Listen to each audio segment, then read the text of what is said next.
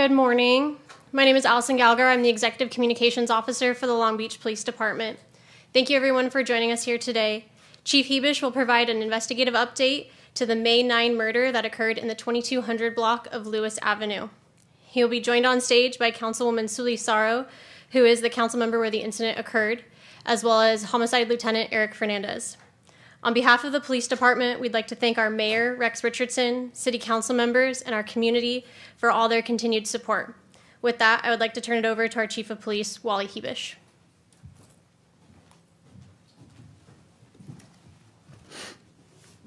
Thank you, Allison. Good morning. Thank you all for being here today. I'd like to start by expressing my deepest condolences to the families of the victims.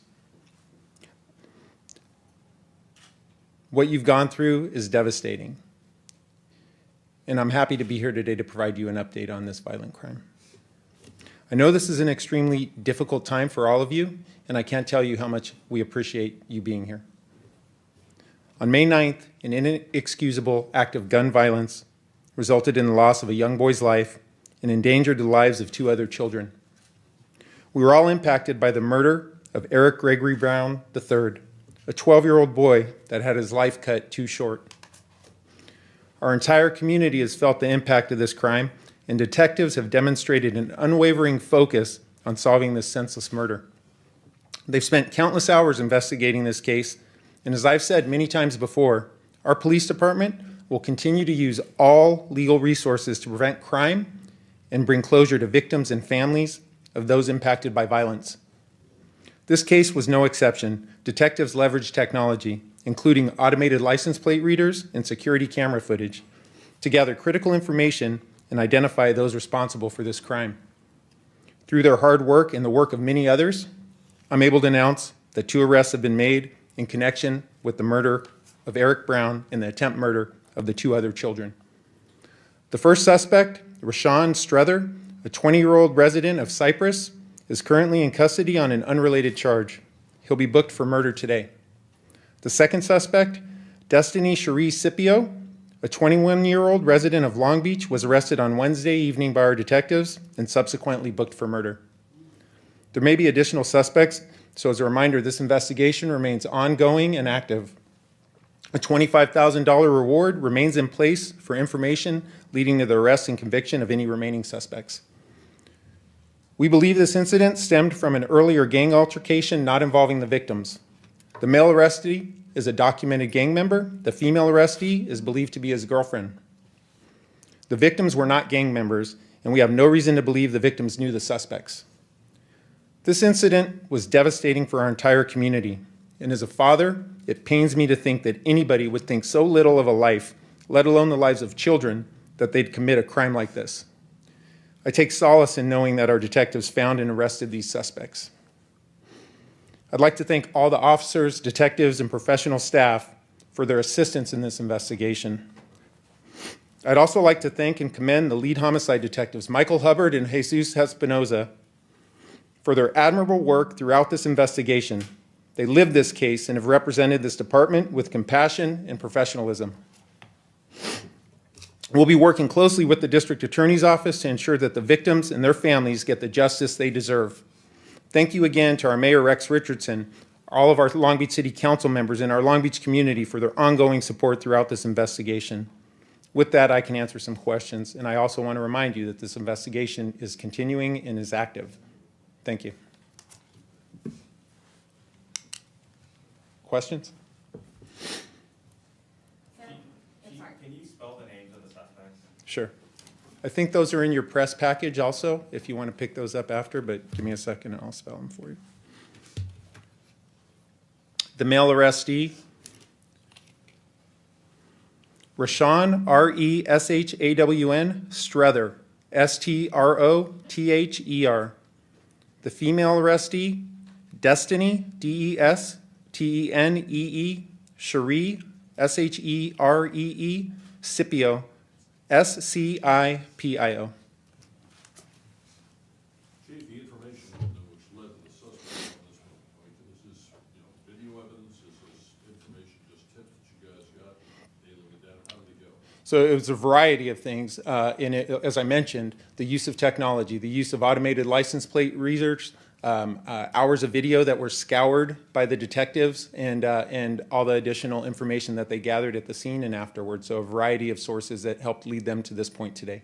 You said apparently, a gang incident that happened not unrelated to the victims themselves at this point. That's, no. I said, yeah, not related to the victim. Correct, yeah. Was there, any way the gang officers were critical in tracking who these people were and narrowing down the list of suspects on that? The entire Special Investigations Detective Bureau helped with finding these suspects. That includes our gang detectives, our homicide detectives, patrol officers assisted in their initial response. It was a collaboration of this entire department and our community and city as a whole. The evidence that you've recovered, was there any conversation between the suspects and the victims prior to the shooting, or did they just open fire out of nowhere? So that's still part of the ongoing investigation in terms of what was said, or if there was any interaction between the two. At this time, we believe there's nothing that indicates that the suspects knew the victims. And no idea on motive at this point, or what set this off? As I mentioned, we believe this is probably gang-related, but no specifics on that, and related to an earlier altercation. But the victims were not related to that gang. These victims were not gang members. These victims are children in our community. Weapons recovered at all? That's still to be determined, and that'll be included at the conclusion of this investigation. Do we think the girlfriend of this man that was involved in this thing, was she in there actively delivering him to the scene, getaway driver, something along those lines? You're still putting that together? Still putting that together, part of the ongoing investigation, and that information, and I ask that you bear with us, that information will be disclosed at the conclusion of this investigation. We still have a long way to go. There's still the process of working with the district attorney's office, and our detectives have worked nonstop since the day of this incident to get us to this point today. Is there anything that leads you to believe there may be any other suspects of this particular? We believe there are other outstanding suspects, and we ask the community to bring forward any information that you may have that can lead to the arrest of anybody responsible for this horrific crime. Do you believe there was more than 2 individuals in that vehicle?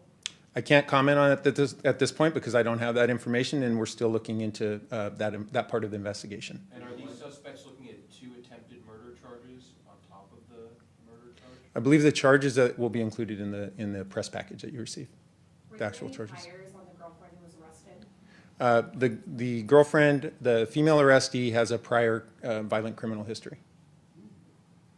And can you tell us what the male suspect was already in custody for, or already? The male suspect was in custody he is in custody for attempt murder, and I would defer those questions to the LAPD press information officer. Separate It's a separate case? Separate case, not related to this crime. Any other questions? Anything you just want to say about the community and sort of moving forward now that 2 suspects have been arrested, the work that your department will continue to do to keep people safe and make sure stuff like this doesn't happen? Absolutely. That's at the heart of what we do in the city of Long Beach as a community, as a police department. The foundation of what we do is community policing, working with families, working with neighborhood associations, working with our city partners, our council members who have been so supportive throughout this entire investigation, looking at ways to invest in our youth to ensure that they have opportunities for success, and we don't have to be standing here again talking about a similar incident. As you can imagine, there's several people who are parents and who can feel the pain that this family is experiencing, and it's important for us to be here, recognize, and acknowledge that we are with them and continue to stand with them and support them. Will any of the family members be speaking today or reacting to the arrest? I don't believe so, but that's not something that I'm focused on right now. How old are those individuals? The male arrestee is 20 years old. The female arrestee is 21 years old, I believe. Okay. Allison, thank you again for being